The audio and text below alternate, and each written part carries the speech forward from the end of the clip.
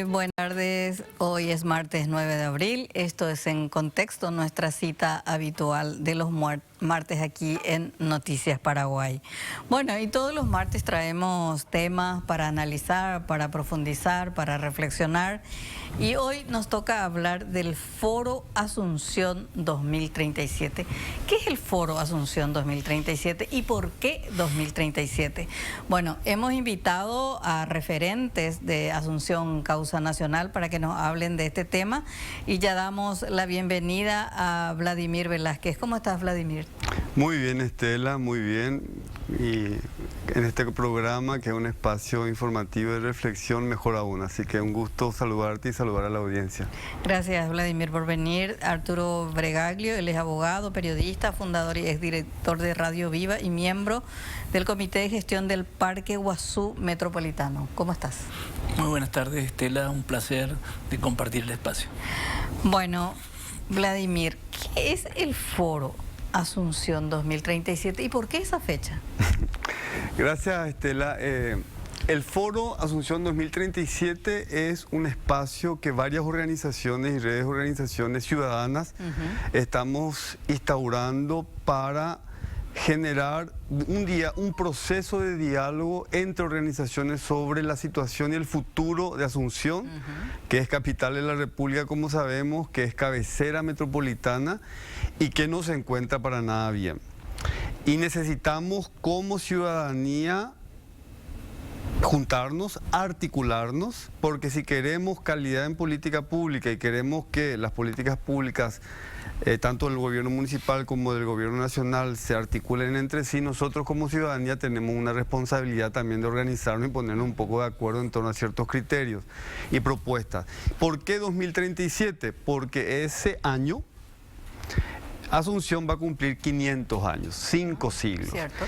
Y creemos nosotros que puede ser un horizonte temporal cargado de simbolismo, cargado de una energía, como lo fue el Bicentenario, que nos enseñó algunas cuestiones que tal vez no pudimos aprovechar del todo, que tenemos que trabajar y que tenemos que aprovecharlo. Qué interesante. Y bueno, veo que hay varias organizaciones: Asunción Causa Nacional, Colegio de Arquitectos del Paraguay, Centro Cultural Juan de Salazar, Ñandere Cojare, Observatorio Cultural Ciudadano, PAMA, Salvemos el Parque Guazú Metropolitano, Salvemos los Barrios de Asunción. Salvemos Parque Guazú fue una experiencia interesante, Arturo. Efectivamente, larga, 10 años, pero salvamos. Digamos, alcanzamos una meta. Hoy es un área silvestre protegida, reconocida como reserva ecológica por la ley 6941/22. Y no me canso, en cualquier oportunidad que tengo, de agradecer a toda la ciudadanía, a todos aquellos y aquellas que hicieron posible que eso que parecía como muy remoto, que tuvo distintos tropiezos, circunstancias, hoy el resultado de eso es una buena gestión ciudadana. Ahora, ¿cómo resumimos? Yo hago la pregunta y yo quiero que ustedes interactúen también, ¿verdad? Perfecto. La problemática de Asunción, sus principales desafíos. Siempre comparamos Asunción con las otras capitales, ¿verdad? Y a veces es triste para nosotros comparar con ciudades fronterizas de Brasil o de Argentina que son más lindas que nuestra capital. ¿Cuáles son esos desafíos? O sea... vamos a ayudarnos con Arturo. Creo que voy a decir algo que la ciudadanía, creo que en general, salvo alguna excepción, va a coincidir. Asunción está sufriendo un deterioro progresivo. Y podemos hablar de sus calles, podemos hablar del centro histórico, podemos hablar de sus arroyos, podemos hablar del aire, podemos hablar de la falta de transporte público, todos problemas que se están agravando, o la calidad de los espacios públicos. Pero yo quiero destacar un aspecto que me parece que es el meollo de la cuestión. El principal desafío de Asunción es político, ¿no? Me parece que nosotros tenemos un desafío político tanto desde el punto de vista de la calidad de la política pública, que eso atañe a los gobernantes de turno, y esto nos lleva a el deterioro de la municipalidad como aparato de desarrollo. Es un deterioro crónico que necesitamos tratarlo como un asunto de Estado, ¿no? Y la otra cara, la otra faceta de esta problemática política es cultural y ciudadana. O sea, necesitamos también trabajar en la calidad del ejercicio ciudadano. Y eso por sobre todo nos interpela a nosotras, de organizaciones ciudadanas, para pensar un poco esto y tomar el toro por las astas.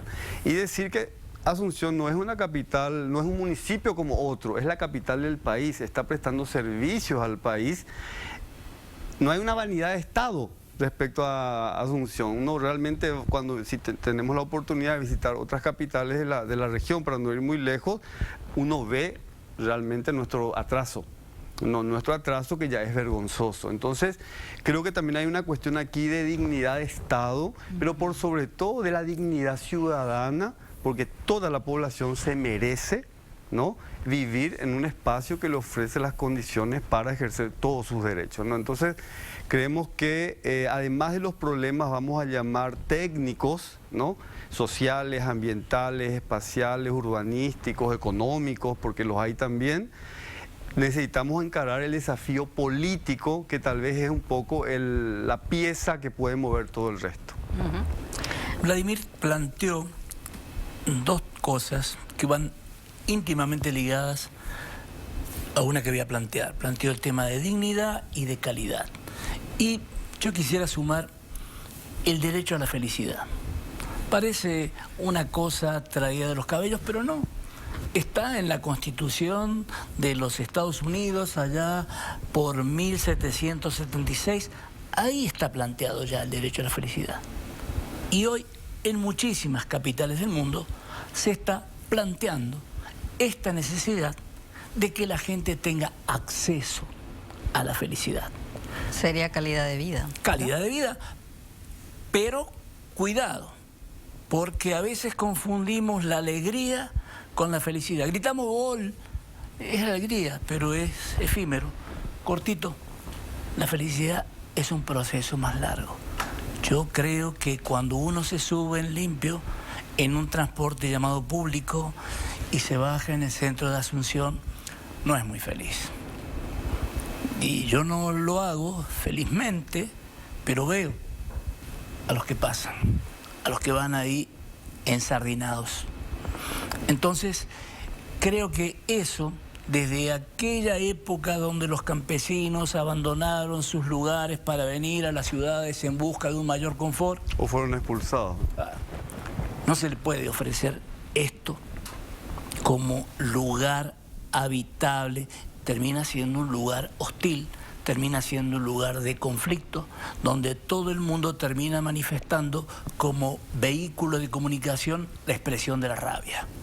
No, la vida es muy corta, por ende deberíamos tratarnos mucho mejor entre ciudadanos, autoridades, en fin, tener una coexistencia mucho más armónica que la que nos brinda hoy la ciudad de Asunción. Ahora, ese desafío político del que hablabas, Vladimir, ¿cómo congeniamos estos desafíos hablabas de transporte público, etcétera, etcétera, de la ciudad en sí, de la infraestructura de la ciudad, con esa ceguera política de cómo comprender una ciudad? O sea, yo siempre digo, yo no puedo entender cómo una plaza puede estar sucia si es lo más simple del mundo. O sea, no estamos hablando siquiera de una complejidad de construir, no sé, puentes, autopistas o redireccionar recursos humanos en la Municipalidad de Asunción, que es un problema político grave, ¿verdad? Pero hay como una paralización en la gestión de los intendentes, pero uno lo ve en Asunción, pero lo ve en toda el área metropolitana. Es como que cada vez están más decadentes nuestras ciudades. ¿Cómo lograr que nuestros intendentes tengan una mirada un poquito más allá de lo partidario, lo político partidario? El desafío que tenemos en Asunción se inserta un poco en este contexto político que estamos viviendo hoy en Paraguay, ¿no? Estamos en el 2024, en un momento en que la la política está en cuestión, ¿no? Y hay un escepticismo generalizado, ¿no? Hay mucha polarización y la calidad de la clase política, de la forma de hacer política se está deteriorando progresivamente y creo que vemos todos los anuncios periodísticos que nos informan al respecto. Y la pregunta que vos traes es la pregunta del momento. Yo no tengo una respuesta, pero sí tenemos desde este espacio una pista. Nosotros estamos de cierta forma sufriendo el mal gobierno, ¿no? Ese mal gobierno obedece a causas de larga data estructurales que no se están atendiendo y causas coyunturales, ¿no? Incluso los gobiernos hasta pueden venir con buenas intenciones porque hemos visto casos, pero algo pasa en el sistema, ¿no? Y el sistema termina comandando la cosa.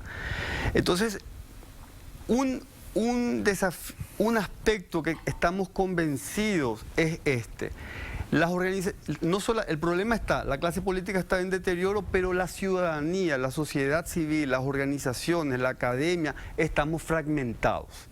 Cada uno está con sus propios proyectos y eso no está mal en sí mismo. Acá está Arturo con nosotros, quien es parte de esta iniciativa Salvemos el Parque Iguazú Metropolitano, que ha logrado, a partir de 10 años de trabajo, una incidencia indiscutible.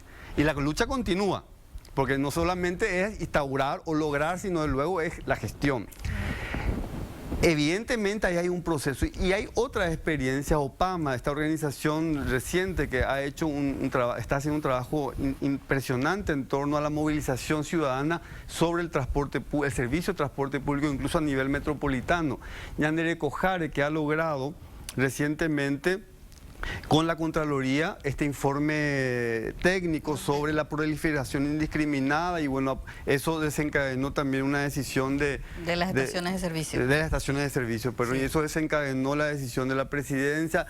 Está también, sabemos los barrios de Asunción que están bregando sobre las formas en que se está regulando el uso del suelo y las autorizaciones a edificios de altura. Cada uno de estos temas tiene sus propias historias, sus complejidades, y la idea es que, y no son las únicas historias.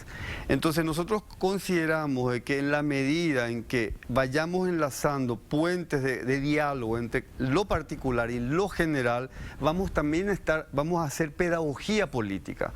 Porque yo puedo saber mucho de transporte público, cito un ejemplo, supongamos que soy miembro de OPAMA, estoy metido en eso, pero al escuchar la experiencia de Salvemos el Parque Iguazú, podemos estar encontrando factores comunes, incluso causas comunes, y podemos estar identificando oportunidades de una acción colectiva mucho más amplia. Eso puede tener repercusión a nivel de nuestras decisiones y a nivel de qué tipo de actividades empezamos a promover que vayan un poco más allá de las causas particulares. Y eso eventualmente también puede redundar en la ciudadanía más amplia, porque la única manera, o sea, creo que una de las formas de romper con este proceso de deterioro de la política pública es cambiando la exigibilidad, que haya una exigibilidad ciudadana que hoy no hay. Por otro lado, sí. Esto que decías hace unos momentos de que ves las plazas degradadas, abandonadas, hay también una responsabilidad de parte del Estado nacional y del Estado local en dejar hacer, dejar pasar. Así nomás es. Y eso, cuando uno desde el poder local o nacional lo estimula, tiene sus responsabilidades. Porque no estamos en una burbuja, estamos íntimamente ligados todos, y lo que hace el otro me afecta y lo que deja de hacer, y salimos acá y cruzamos Santa Teresa y respiramos las cloacas que nunca se terminaron. Y estamos en el eje corporativo. Tal vez también lo que está acá jugando es algo que subyace y que uno lo ve solamente levantando la vista. ¿Qué estamos haciendo? ¿Qué modelo? ¿Es una ciudad para invertir o es una ciudad para vivir? Entonces, según lo que se defina como proyecto de ciudad, se hace una cosa y crece para arriba, Y por supuesto abajo no crece nada. Ahora, ¿cómo logramos desde estos trabajos comunitarios o de organizaciones hacer que la gente entienda los beneficios de una mejor calidad de vida? El sábado estábamos en La Lupa con un tema que el intendente de San Lorenzo instaló estos volardos, le llaman a estas pelotas de cemento en una avenida muy transitada, y porque construyó una ciclovía y también el paseo central para que la gente camine. O sea, era en beneficio peatonal y de los ciclistas, ¿verdad? Bueno, por supuesto hubo accidentes, ¿verdad? Porque, bueno, la gente no respeta y, bueno, lo único que hacen es destruir sus autos cuando pretenden adelantarse, porque es angosta la avenida. Entonces se generó todo un debate con los televidentes de La Lupa, de la zona de San Lorenzo, y era cómo no ver el beneficio, sobre todo para ese barrio. Y pensamos mucho en el bienestar del automovilista, más que en el peatón, más que en el ciclista, o por ejemplo que un domingo la gente de ese barrio puedan salir con sus hijos, andar en bici, tomar un tereré en el paseo central, etcétera, etcétera. ¿Por qué es tan difícil todavía eso? Hay como un ánimo contra proyectos, mismo en Asunción, por ejemplo, contra la ciclovía. ¿Por qué eso? Yo creo que ahí podemos responder, hablo a título personal, desde el análisis que yo tengo, porque es un tema de discusión, de reflexión, ¿verdad? Para escuchar varias miradas. Yo creo que la cultura del automóvil, el uso del automóvil se hizo cultura. Claro. O sea, no se construyó históricamente en Paraguay, en nuestras ciudades y particularmente, incluso en la ciudad, en el área metropolitana, que es el lugar más urbanizado, culturalmente también a nuestra manera, ¿verdad? La práctica del peatón, la práctica de otras formas de movilidad no se hizo cultura, ¿no? Es aún incipiente. Pero creo que las razones históricas están, ¿no? ¿Dónde está el transporte público en el pasado muy lejano o reciente? Salvo algunas experiencias muy acotadas, ¿no? Que también eran restringidas o espacialmente o a nivel de clase socioeconómica, etcétera. Hubo muy poco o nulo servicio de transporte público de calidad a nivel país y a nivel de la ciudad. Entonces, la ciudad en Paraguay, particularmente Asunción y el área metropolitana, creció de una manera privilegiando, ¿no?, la movilidad a través del medio privado. Y eso se instaló. Entonces, solamente una política pública sostenida, firme, inteligente, que pueda también combinar medidas blandas y medidas duras, cuestiones de corto y mediano y largo plazo, ¿no?, que pueda ir construyendo alianza, va a poder cultivar, ¿no?, prácticas alternativas, pero eso requiere decisiones políticas muy fuertes, pero que implican una mirada integral de la ciudad, porque lo que estamos padeciendo nosotros a nivel del transporte público en buena medida tiene que ver con el modelo de urbanización que históricamente estamos desarrollando, ¿no? El sábado pasado en Shepikasumí, el programa de radio del Parque Guazú, tratamos con un conjunto de ciclistas el problema que ocurrió en la Costanera con Patricia López y Alberto Marinoni. Sí. Bueno, la gran mayoría de los participantes describen con similares palabras esta suerte de bronca contra el ciclista, sí, contra aquel que realiza actividad al aire libre. ¿Y cuál es el epíteto común? Tecorey. Es decir, estás andando en bicicleta porque no estás haciendo nada. Y no es cierto. Hay mucha gente que se desplaza a su lugar de trabajo, lo usa como medio de transporte. Y nos iría tal vez mucho mejor si fuéramos mucho más. Es decir, Londres en este momento tiene más personas que van a su lugar de trabajo en bicicletas que en autos. Entonces, este autocentrismo, donde la calificación del ciudadano se define en una comparación con el auto del vecino del frente, bueno, esto en algunos países es muy mal visto. Estoy hablando de Finlandia, Dinamarca, Suecia. Esta cosa de ostentar es pésimo. Es más, hay un código urbano donde hay 3 o 4 modelos y usted se tiene que regir por eso. Si adentro quiere tener un inodoro de oro, está bien, tiene todo el derecho a tenerlo, si tiene con qué pagarlo, pero hacia afuera somos muy parecidos.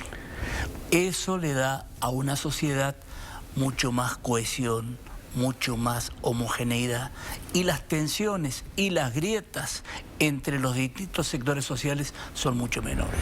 Yo estuve involucrado en el Plancha, en el Plan Maestro del Centro Histórico, cuando se lo formuló y se organizó su impulso y que luego lamentablemente no fue truncado. Y ahí debatíamos cómo el centro histórico, además de toda la dimensión cultural, arquitectónica, histórica, patrimonial, tiene otros aspectos que necesitamos instalar a nivel de la agenda política. Es el espacio más equipado de todo el país. Y es un espacio subutilizado. No, poquísima gente vive en el centro histórico, habiendo muchas posibilidades de residencia en el centro histórico. Y empezamos a idear proyectos alternativos de residencia para parejas jóvenes, jóvenes estudiantes, etc. Esas son políticas audaces, pero que requieren una serie de una decisión política y un fuerte y una fuerte inversión por sobre todo inteligencia y tiempo para encontrar aquellas fórmulas, ¿no?, que puedan ser atractivas y factibles por sobre todo, que realmente la cosa cierre bien y sea algo conveniente para determinados sectores poblacionales, clase media, parejas jóvenes, etcétera, etcétera, ¿no? Hasta ahora eso no ha podido ser, no ha avanzado ni madurado una mirada más estratégica del centro histórico. ¿Y qué tiene que ver esto con el servicio de transporte público? Tiene que ver con que mucha gente podría vivir a 4 cuadras de su trabajo, a 100 metros. O sea, la forma de pensar la ciudad. Por eso, Asunción 2037 para nosotros es muy importante, porque ¿cuál es la idea fuerza que está en el fondo? Todas las causas que podemos identificar como las que citamos son importantes y necesarias. Estas organizaciones, sean ciudadanas, vecinales o de gremios profesionales, del sector privado, academia, y gente de los distintos sectores están haciendo proyectos interesantes. Pero si no tenemos un marco general, si no tenemos un encuadre de desarrollo, una mirada de largo plazo, estas causas terminan siendo particularismos. Claro. ¿No? Entonces, en la medida en que ponemos en diálogo lo general y lo particular, podemos tener una mirada mucho más compleja y empezar a hacer alianzas políticas, y eso nosotros le estamos pidiendo al Estado hace rato. Que el Estado piense, se generen políticas públicas integrales, sistémicas. Bueno, la ciudadanía tiene que hacer lo mismo, porque de esa forma va a poder realmente no solamente exigir, sino proponer también de manera mucho más inteligente, ¿verdad? Ahora, ¿cómo hacemos en ese escenario que pintabas, Vladimir, y también Arturo, de escepticismo, polarización, deterioro progresivo? ¿Cómo estas organizaciones, porque finalmente para que esto funcione, para que se lleve adelante, tiene que haber necesariamente una coexistencia con el poder político, con el intendente de Asunción, con la Junta Municipal de Asunción?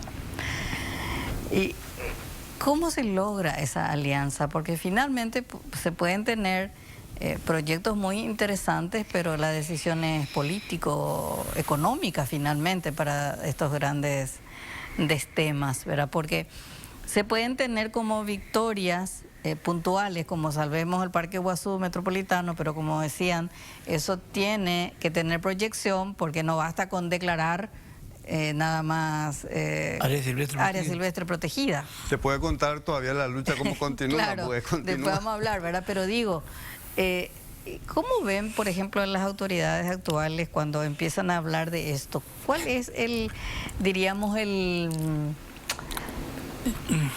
Yo creo que... ¿Hay interacción? No hay posibilidad de diálogo? Porque a mí esa es la parte que me preocupa, que hay como un distanciamiento. A nivel personal, ¿no? Hay que pedagogizar la democracia. Es decir, la democracia tiene que tener los gobernantes un concepto mucho más moderno. No es un cheque en blanco que se le dio en la última elección y entonces en el viejo concepto el pueblo no gobierna sino a través de sus representantes, etcétera, etcétera. Yo hago lo que quiero durante mi periodo y después rindo cuenta, me votan o me castigan. No, ese modelo está agotado, ese modelo ya no funciona. Acá es necesario un modelo donde gana, sociedad política, si no se convierte en una oligarquía política donde son por lo general siempre los mismos que juegan al modelo del corcho. Uno lo hunde, corre el dedo, vuelve a flotar, lo hunde, vuelve a flotar. Ahora, eso no tiene futuro. Tal vez pueda servir para gobernar 15 años, 20 años, pero ¿estamos mejor que hace 20 años? Los indicadores, no discutamos subjetividades, vamos a los indicadores. Es decir, ¿qué dicen? ¿Que nos va mejor o que nos va peor? ¿Que Asunción está más degradada, está más deteriorada o está mucho mejor? ¿Sí? Es cuestión de mirar las fotos antiguas y mirar las de hoy. Las fotos antiguas de las plazas abiertas, con flores, con jardines, las fotos actuales, plazas enrejadas. Entonces, eso es palpable. Es decir, no puede, por más pobreza que tenga en su formación la clase política hoy en día, que está a tono también con la pobreza política de las clases de la región, tal vez nunca hemos tenido tantos pobres políticos gobernándonos como en estos tiempos. Es necesario que esta gente se actualice, se modernice, se ayorne. Es decir, el viaje a Taiwán de un prominente político, donde toma en serio, toma en broma, es decir, el estiramiento de los ojos de los chinitos que lo van a recibir en Taiwán. Y a quienes va a pechear para su y le centro promete cultural a sus ciudadanos en Coronel Oviedo que él le va a pechear allá el hospital porque mi actitud política, mi actividad política es el pecheo. Ergo, si los ciudadanos ven que el político es mendicante, luego todos los ciudadanos son mendicantes y esperamos que no le pase nada a cualquiera de los operadores que está acá porque hacemos una pollada para salvarle la vida. Y ahí vamos, de pollada en pollada. Eso es calidad de vida. Ahora, ¿por dónde se empieza? Porque cuando uno empieza a hablar de los graves problemas de la ciudad, y creo que todos amamos Asunción porque es nuestra capital, o sea, Asunción es de todos, ¿verdad? Y todos deberíamos cuidarla, pero si tuviéramos que empezar por algo, porque no se puede hacer todas las cosas al mismo tiempo, ¿por dónde empezarías, Vladimir? Nosotros, creo, ¿verdad? Queremos comenzar por esto, ¿verdad? Por el encuentro entre experiencias ciudadanas de distinta índole, de distintas características, de distintos temas, vinculados con distintos tipos de actores y actoras, que no necesariamente se conocen, o si se conocen no saben mucho del otro o de la otra, o que incluso tienen prejuicios, ¿no? Porque también es importante mencionar que cuando uno va a promover espacios de encuentro, de articulación, de diálogo, y por qué no de articulación si se dan las condiciones, uno debe ser muy respetuoso, ¿no? Uno debe generar un espacio seguro, uno debe valorar el disenso. Probablemente no vamos a estar todos de acuerdo, probablemente no todos vamos a tener las miradas políticas o ideológicas, o no vamos a tener los mismos intereses, o incluso podemos tener intereses encontrados. Pero ahí está nuestro desafío. Nuestro desafío está en que podamos reconocer esa pluralidad, reconocer los conflictos y dar método a eso, dar cuidado a eso para orientar la conversación de una manera muy provechosa. Y yo quiero señalar dos aspectos: la conciliación y la atracción a sectores distanciados, particularmente las nuevas generaciones. ¿Por qué es importante la conciliación? Por esta diversidad y por estas diferencias. Si nosotros nos vamos con un discurso, ¿verdad?, pesado, duro, evidentemente voy a atraer a los que piensan igual que yo y le asusto al resto. Y no es eso. Yo creo que es importante que uno puede tener su corazoncito, uno puede tener su ideología, uno puede tener sus intereses, pero cuando nos colocamos en un rol más articulador, evidentemente tenemos que mirar la cosa de otra forma, pensar un poco en la cancha, pensar un poco en las reglas del juego, pensar un poco en los criterios, en la convocatoria. Una frase que en otro espacio al participo usamos mucho: están todos los que tienen que estar. Estamos convocando a todos los actores, no estamos excluyendo a nadie, ¿no? Eso es por una parte. Y por la otra, en Asunción hay un fenómeno que tiene mucha más fuerza que en otros lugares, a mi criterio, que es el de la diversidad muy poco conocida de expresiones de las nuevas generaciones. En el plano artístico, en el plano cultural creativo de manera más amplia, que no necesariamente artístico, en el plano de la tecnología, en el plano de formas diferentes de relacionarse con la política, con la cosa pública, etc. Esa población está en otra, está distante de la política, ¿verdad?, aborrece a la política, pero está viviendo experiencias que pueden ser muy interesantes tenerlas presentes, ¿no? Entonces, nosotros en los análisis políticos que solemos hacer en las coyunturas determinadas, hablamos mucho de los jóvenes, ¿no?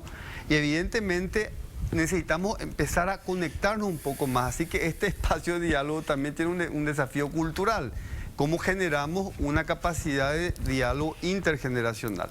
Estamos viendo, y vos hiciste una pregunta que es clave, yo creo que mucho de nuestra capacidad de incidencia va a depender de nuestra musculatura política.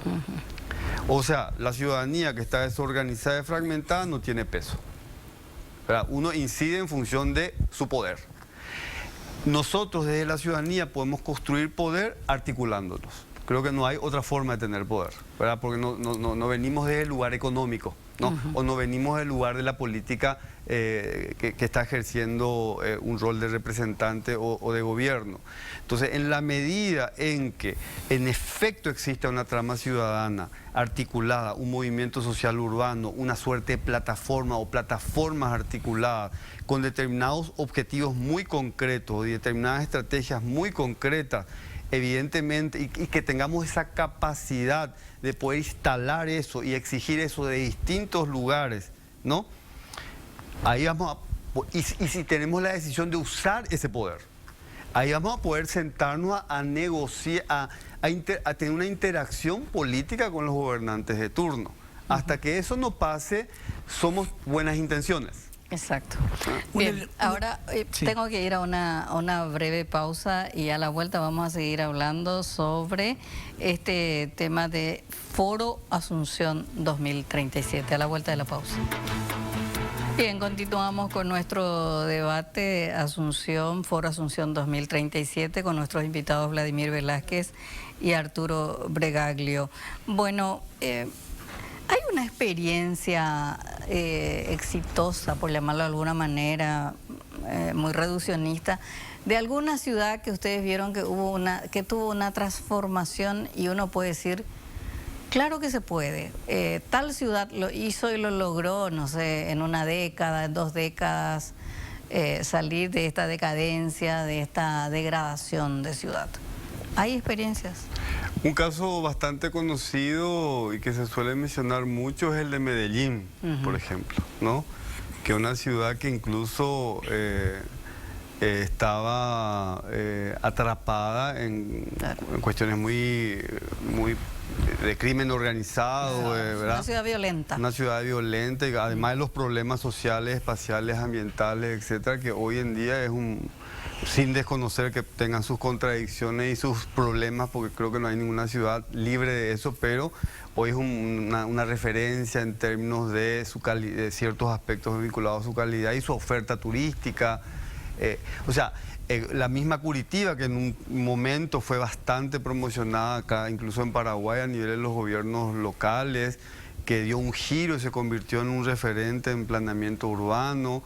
Existen experiencias, ¿no? Y como vos muy bien citaste, incluso hay municipios de frontera muy pequeñitos, Foz de Iguazú es un ejemplo que tal vez no tenga un atractivo especial, pero hay limpieza, hay cierto orden, hay cierto servicio público con Cruzando dignidad. el puente nada más uno ya se da cuenta Así de la mismo, diferencia. entonces, Arturo, tal vez vos conozcas otras experiencias.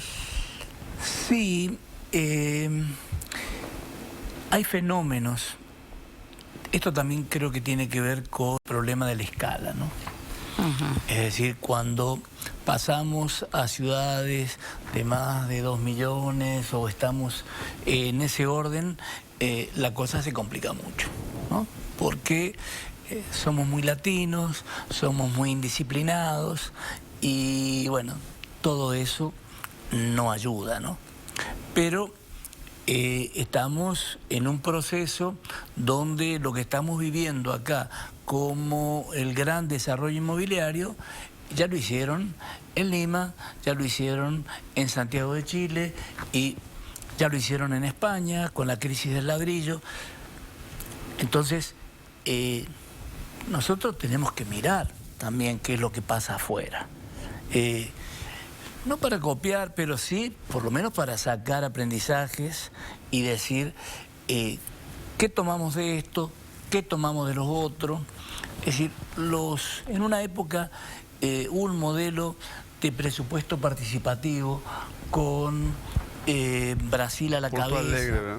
en todo esto. Bueno, otorgaba una cuota de transparencia a cómo se administraban los recursos de los gobiernos locales. Está bien, eso fue una etapa, pero ahora viene otra y no son ciudades pequeñas, son íconos. Es decir, París, con la intendenta actual, está modificando todos los espacios contiguos al Sena y se están convirtiendo en bosques. Madrid está haciendo otro tanto. Es decir, si esa gente está haciendo esas cosas, Hay que mirar, hay que mirar. hay que copiar. Están haciendo el trabajo ya. Es decir, por algo. Es decir, si en Medellín están haciendo los jardines verticales, es decir, cualquiera de estos grandes edificios, estas torres de 20, 25 pisos, con jardines verticales, el impacto del sol y la refracción sería mucho menor. No soy biólogo, ni hace falta ser biólogo para entender eso, ¿no? Hay una cuestión que es importante tener presente y es estructural, tiene que ver con la dinámica demográfica. Y eso es algo que el actual intendente y su gabinete y los que vendrán, ¿no? Los que están en el legislativo, o sea, realmente necesitamos tener conversaciones muy serias, porque Asunción se está despoblando. Asunción pierde población, la clase media está migrando al área metropolitana, expulsada, ¿no? Por el costo del suelo, entre otros factores. Decime cuánto cuesta comprar un suelo en Asunción, en uno de los barrios, y construir una casa. Para la clase media incluso es, ¿verdad? Prohibitivo, es una situación prohibitiva, es un desafío casi. Entonces vas al área metropolitana y con eso que estamos haciendo.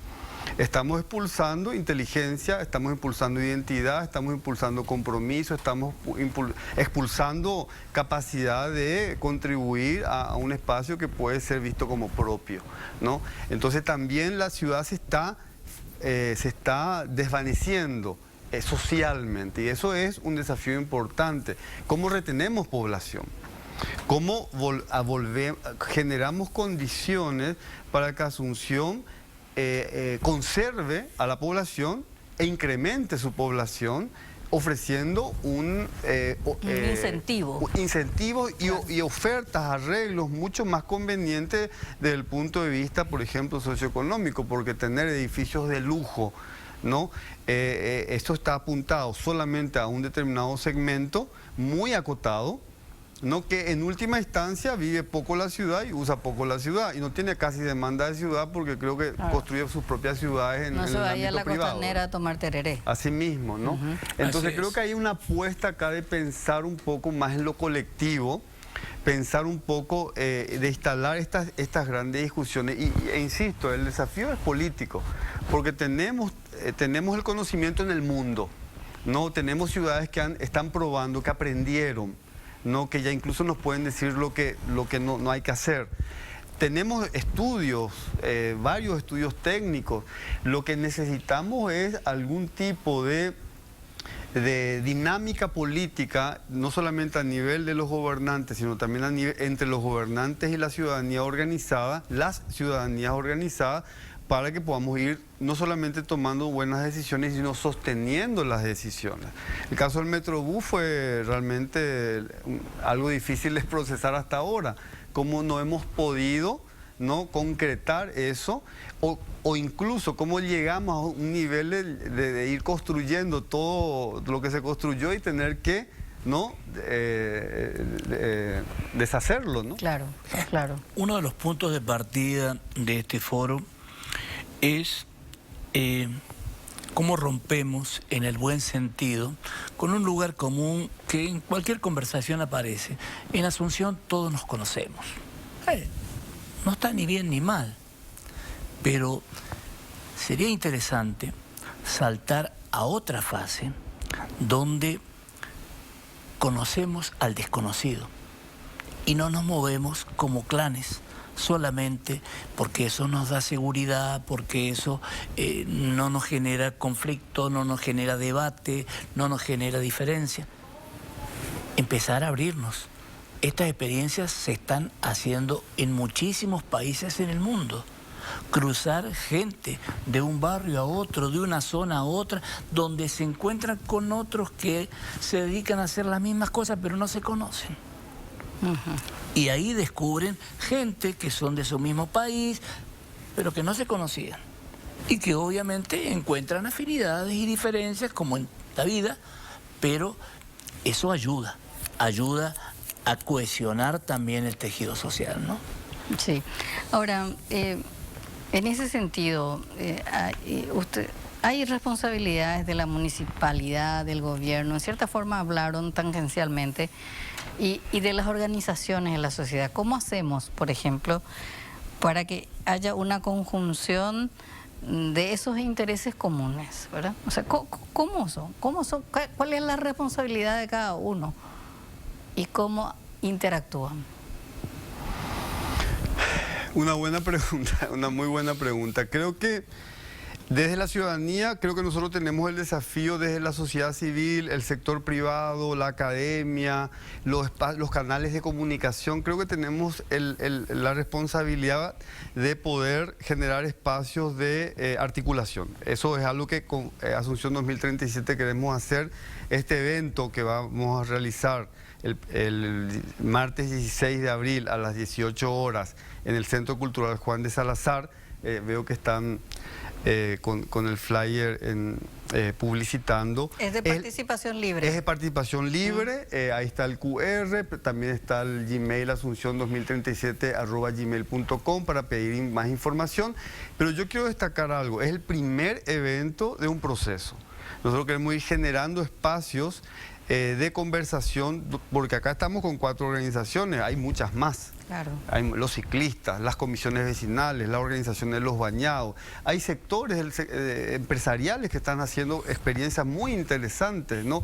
Hay academias que están generando incluso investigaciones necesarias de conocer. O sea, vamos a continuar con este proceso de diálogo y bueno, invitamos a toda la ciudadanía organizada y también a la ciudadanía interesada a título personal en acercarse. Si en el momento de inscribirse van a ver que uno puede participar de manera virtual también. A partir de esto ya estamos teniendo interacciones con autoridades que se están acercando y estamos empezando a conversar porque todo esto genera como una dinámica de comunicación muy fluida. Eso es por una parte. Por la otra, la Municipalidad de Asunción tiene un gran desafío que es el de poner sobre la mesa cuál es la agenda de desarrollo para la ciudad de Asunción, ¿no? Tenemos, no sé, se estuvo hablando, va a haber una audiencia pública la semana próxima sobre el plan maestro para la Franja Norte, pero es un aspecto de la ciudad, ¿no? Bueno, ¿cuál es la agenda de desarrollo? ¿Cómo podemos ver toda la agenda? Creo que esa es una conversación que la municipalidad debe propiciar, ¿no? Y la municipalidad debe propiciar un mecanismo de diálogo con la ciudadanía a nivel integral. No solamente a nivel de los proyectos. El proyecto Franja Costera tendrá su espacio de participación. En Paraguay existe lo que se llama los consejos municipales de desarrollo. Claro. En Asunción no existe eso, ¿no? Puede llamarse así o de otra manera. Lo importante es que exista algún tipo de mecanismo inteligentemente concebido e inteligente y apropiadamente conducido, que debe ser conducido por la cabeza de la municipalidad, en la que no solamente estén referentes de distintos sectores, pero que también esté el gobierno nacional. Estén determinadas carteras del Estado como el MPC, el Ministerio de Urbanismo, MADES, porque lo que necesitamos es mirar, nuestro horizonte temporal es Asunción 2037, ¿no? ¿Cuál es nuestra agenda? ¿Cuáles son los programas? ¿Qué es lo que este gobierno que concluye en el 2025-26, ¿no?, va a dejar como resultado? Claro. Y a partir de ahí, ¿cómo continuamos? ¿Qué se viene? ¿Qué se viene? ¿Cuáles son las conversaciones que en las siguientes elecciones municipales tienen que estar en la agenda? ¿Cuáles son las prioridades que deben articularse entre el gobierno municipal y el gobierno nacional?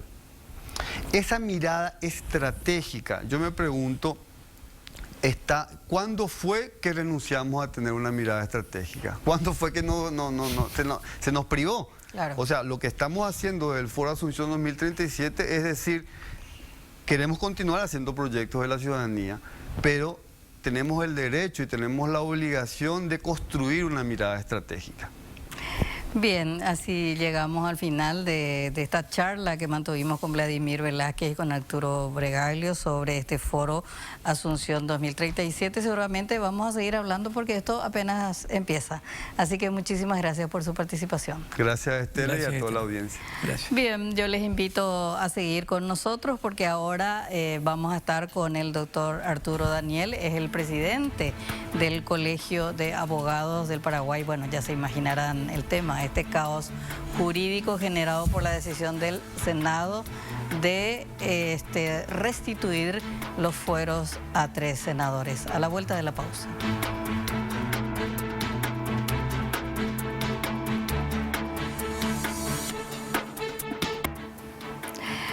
Bien, volvemos aquí en contexto. Ya les saludo con nuestro invitado, el doctor Arturo Daniel, es el presidente del Colegio de Abogados del Paraguay. ¿Qué tal, doctor? Muchísimas gracias por la invitación. Un saludo para usted, para todo su equipo de trabajo y para su audiencia.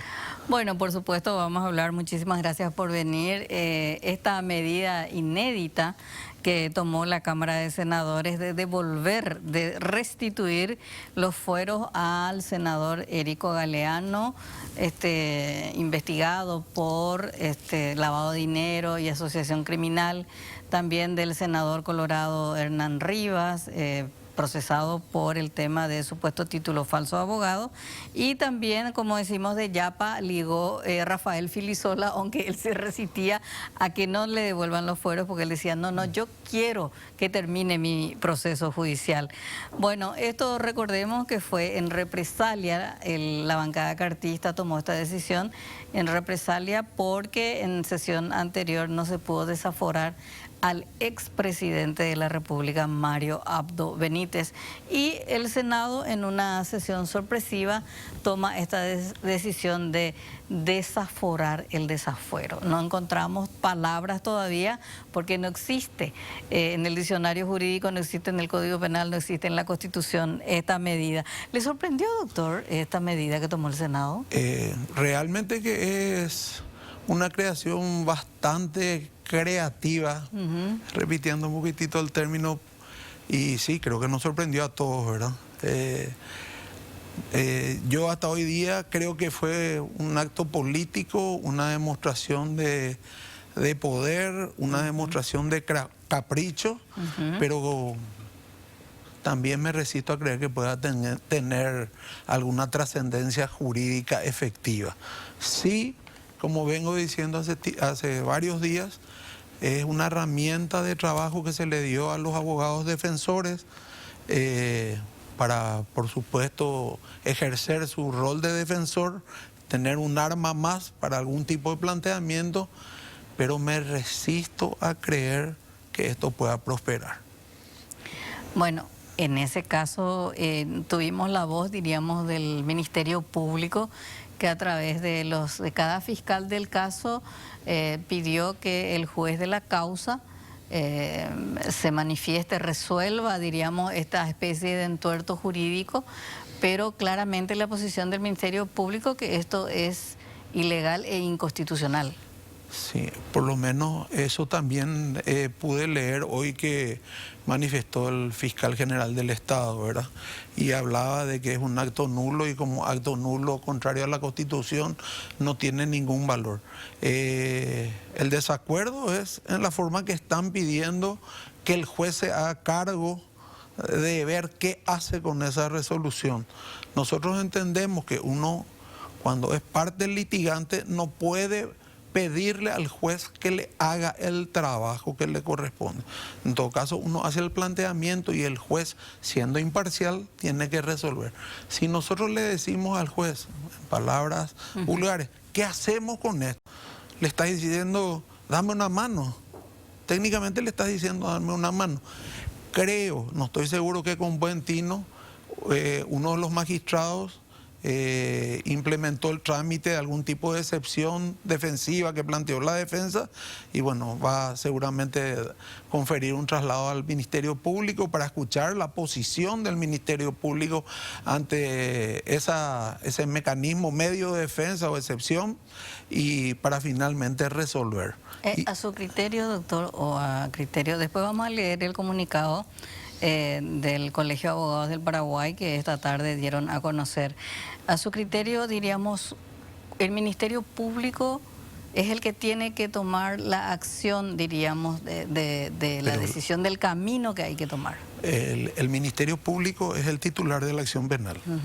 Entonces, nadie puede suplir el rol del Ministerio Público. Tanto es así que si el Ministerio Público en una causa penal no le acusa a una persona, esa causa no va a prosperar. No hay forma que el juez le diga, esto hay que llevar a juicio oral. No, no acusaste y como soy el titular de la acción penal, la causa fracasa. O sea, esa es la demostración palpable que el verdadero y genuino titular de la acción penal es el Ministerio Público, como demostración de lo que dice la Constitución Nacional y las leyes de menor rango. Y me permito leerle el artículo 41 de la Ley Orgánica del Ministerio Público para que se dé cuenta por qué el Ministerio Público tiene que procurar resolver esta cuestión. Dice ese artículo 41, defensa de la Constitución, así se intitula luego.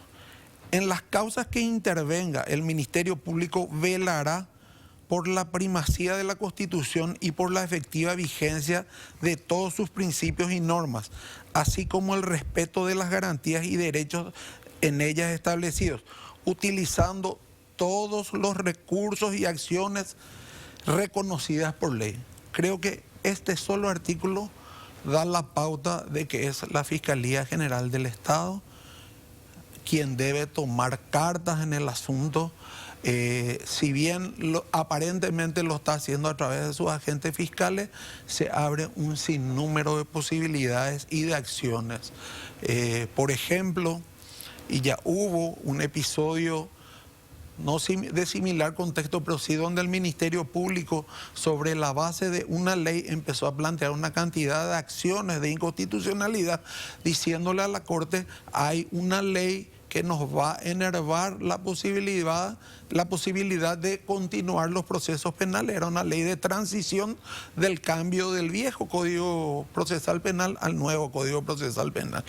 Y en todas esas causas que el Ministerio, en todos esos juicios de acción de inconstitucionalidad, que el Ministerio Público inició la acción, si es que no la inició alguna de las partes, prosperó la acción.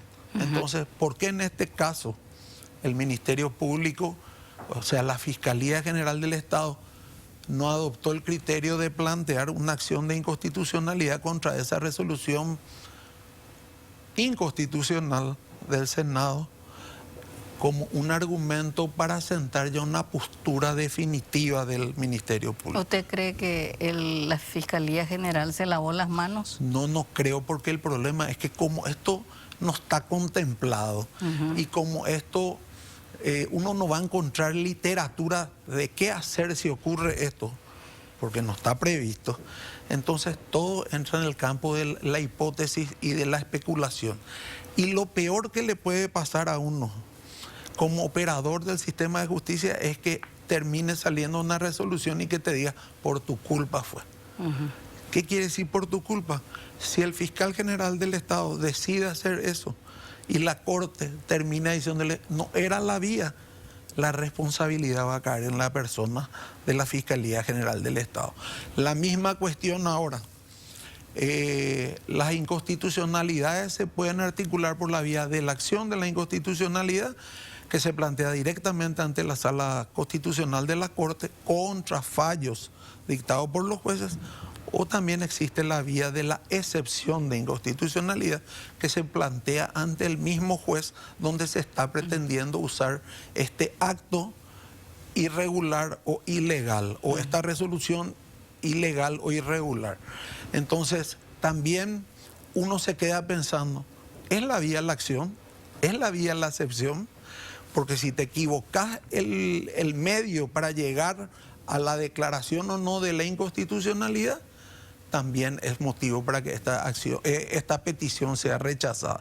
Entonces es complicado el tema. Sí, es complicado, pero vamos a irnos a un caso concreto, que yo creo que es el caso más grosso de todos estos nuevos blindajes, que es el caso Erico Galeano. Y no vamos a imaginarnos un caso. El caso Erico Galeano.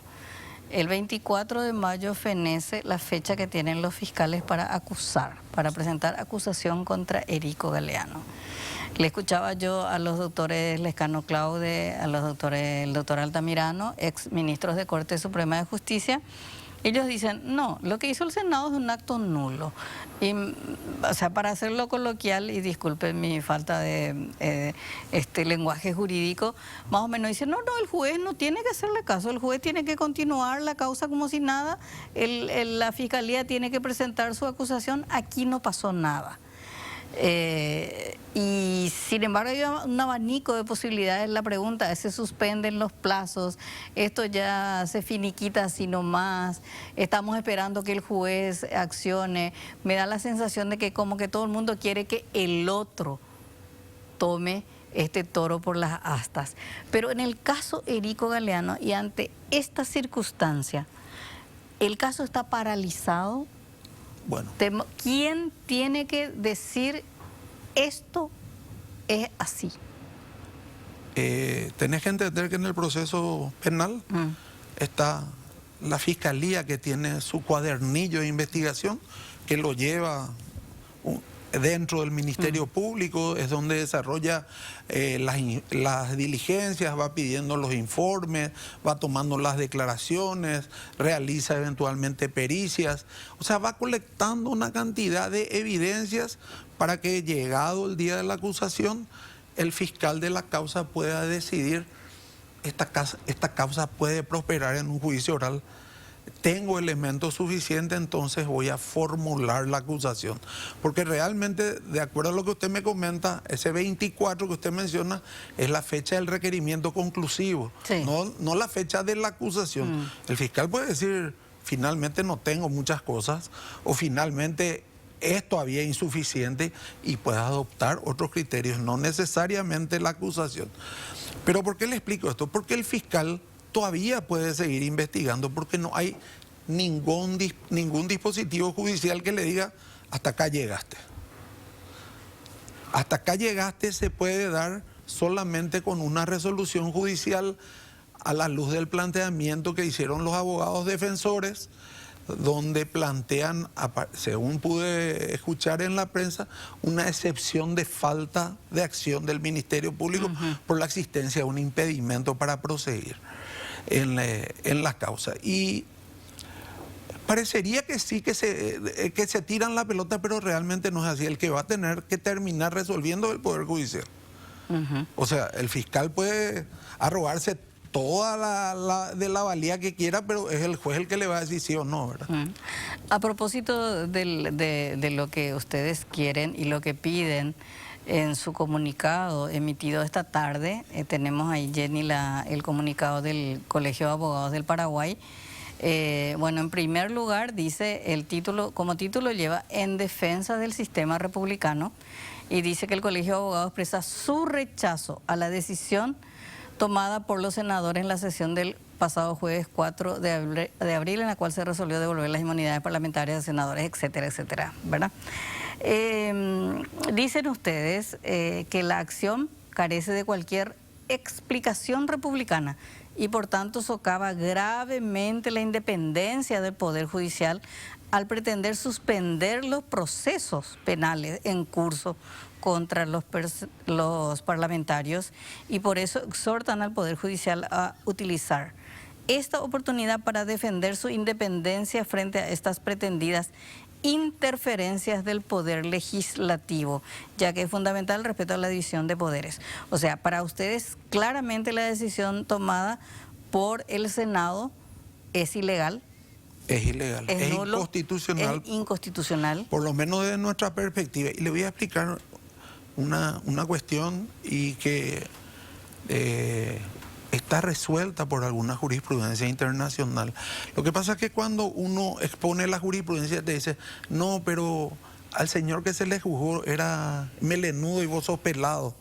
O no, él era flaco y vos sos robusto. Él era moreno y vos sos rubio. No es así. No se va a dar 100% identidad en los casos. Pero ¿qué es lo que hace el juez cuando recibe un acta de imputación con respecto a una persona que tiene fueros? Analiza lo que recibe y si cree que la pretensión corresponde, le pide a los pares de la persona a cual se pretende someter al proceso una venia, una autorización temporal para que él le inicie legalmente el proceso. En este caso, la Cámara de Senadores analiza los antecedentes y si entiende que hay méritos para que esa persona sea sometida al proceso, le da el permiso legal para que se inicie oficial y legalmente el proceso contra esa persona. ¿Cómo ese tipo de resoluciones va a ser reversible? Y muchas veces los ejemplos absurdos sirven para entender. Supongamos que me privan de mis fueros a mí, me someten a juicio, se me condena en primera instancia y ese día mis pares entonces revocan el fuero y dicen no, porque nosotros realmente le dimos ese permiso para que él sea absuelto y no para que sea condenado. Claro. Entonces es un ridículo. Entonces ese tipo de resoluciones no tienen o no deben tener marcha atrás. Yo no digo que los senadores y los diputados no puedan rever sus posturas en una cantidad de casos. Y en un comunicado no lejano a el Colegio de Abogados le pidió a la Cámara de Senadores que revea su postura con respecto a Katia González. Claro. Que ellos mismos reanalicen y dicten un nuevo fallo, una nueva resolución dejando sin efecto lo que habían resuelto. Qué interesante, doctor, que traiga eso a colación, porque los que defienden la postura adoptada por el cartismo y sus satélites dicen, pero qué contradicción. Antes decían, con el caso Katia González, que el Senado podía volver a reunirse para restituirle su banca. y ahora dicen que el Senado no puede anular su propia resolución. Explíquenos por qué ahí existe esa diferencia. Sí, interesante. Mire, nosotros no le pedimos al Senado que la senadora que perdió su banca se le restituya su banca y que se le devuelva todos los derechos en ese tiempo que no fue senadora. O sea, que todos sus actos como persona no pública se consideren como actos de una senadora. No, no le estamos pidiendo eso. Nosotros le estamos diciendo de aquí en adelante que vuelva otra vez a recuperar su banca. Y en este caso en particular, en el caso de la persona desaforada o que pierde su inmunidad, no deja de ocupar la banca en la que está. Estos senadores siguen siendo senadores, siguen dictando leyes, siguen dictando resoluciones, siguen asistiendo a sus sesiones, cobran su salario, tienen los beneficios inherentes al cargo y una serie de cosas. Entonces, ¿dónde está la contradicción? La contradicción sí está que en aquella oportunidad del caso de González, algunos senadores dijeron es imposible e inédito que la Cámara de Senadores revea su postura. Entonces, yo le pregunto al contrario, ¿por qué para rever esa posición era imposible? Y sin embargo, para un tema temporal, porque este es un tema temporal, el juez le dijo, hoy necesito este espacio de libertad para poder o no formarle el proceso a esta persona, y que si le decían no se le va a formar el proceso, no se le va a formar oficialmente el juicio penal. Constitucionalmente lo que cada Cámara puede hacer es suspender temporalmente los fueros a un diputado, a un senador imputado, ¿verdad? No es que le sacan los fueros en general, sino que suspende temporalmente a un diputado o un senador, en este caso Rivas, Erico Galeano y Filisola, para ese proceso en particular, ¿verdad? Por eso, y no existe figura ni en la Constitución ni en el Código Penal esto de suspender la suspensión. No existe porque es un acto irreversible. Yo soy parlamentario, cometo 3 hechos punibles, me forman 3 causas. Para cada causa se le va a pedir a mis pares la autorización para formarme el proceso. Y pueden ser que mis pares analicen de las 3 días, no, en estas 2 corresponde que se le forme el proceso y en esta creemos que no.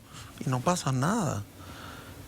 Pierdo mis fueros en esas 2 causas y no en esta tercera. Pero todo esto es un problema luego ya, porque el tema de la inmunidad parlamentaria está desdibujada.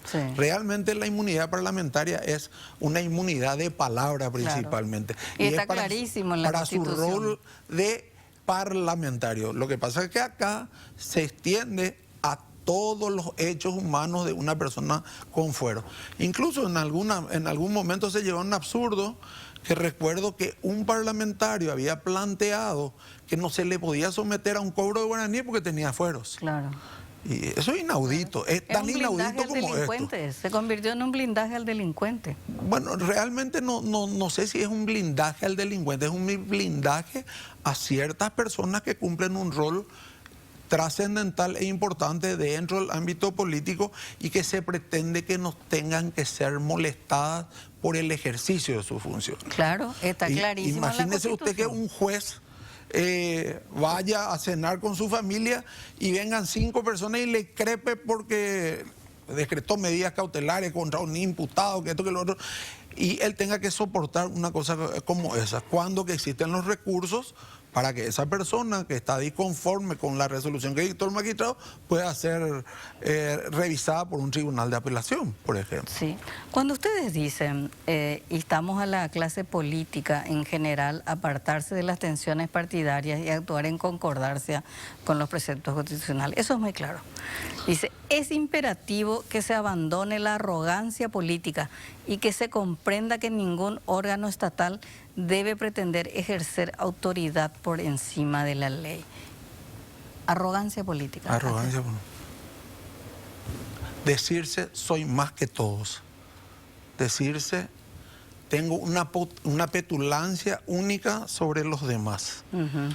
Y creo que eso quedó transmitido cuando algunos de estos parlamentarios daban la explicación del por qué se había adoptado la resolución. Claro. Entonces, sí creo que hay ese exceso en creerse más que los demás. Y finalmente todos somos iguales ante la ley. Bueno, esa es una linda frase, doctor, pero sabemos que no. Pero ahora tenemos que hacer una brevísima pausa y a la vuelta ya con el cierre con el doctor Daniel.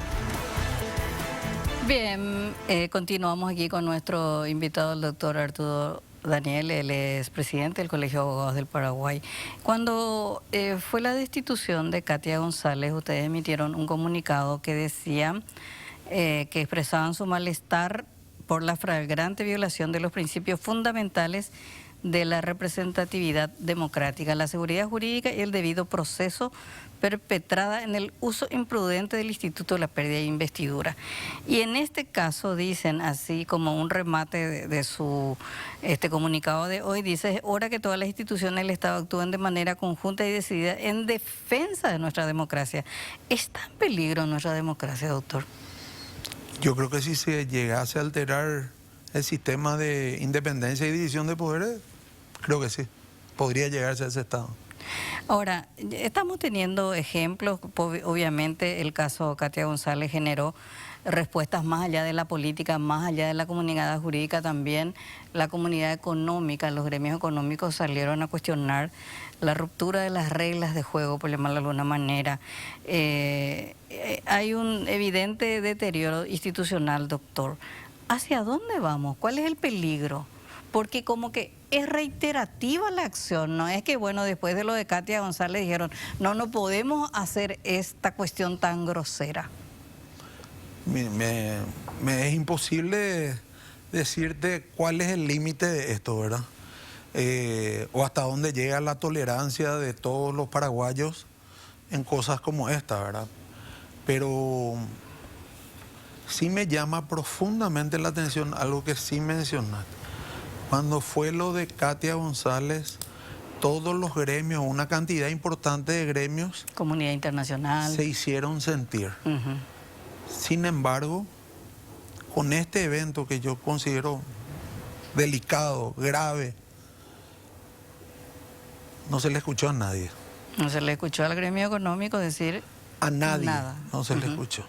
Y siempre se está reclamando por eso que sea el Colegio de Abogados el que hable, porque finalmente es la única institución que por lo menos da una referencia de cómo deberían ser las cosas. Podemos equivocarnos, pero por lo menos le mostramos a la ciudadanía y le mostramos a nuestros gobernantes que algo no está bien.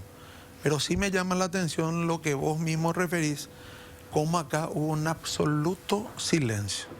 Es llamativo. ¿No habrá sido que recibieron una KPT después de aquel comunicado? No, yo no creo que en este país haya sectores tan fácil de darle a KPT, y aparte enseguida se nota en la KPT cuando es a esos grupos. Doctor Daniel, le agradezco muchísimo su participación y le agradezco muchísimo este regalo de la Constitución Nacional del Colegio de Abogados. Muchas gracias a usted por la invitación y nuevamente un saludo a su audiencia. Bien, nosotros nos despedimos y por supuesto nos volvemos a encontrar el próximo martes.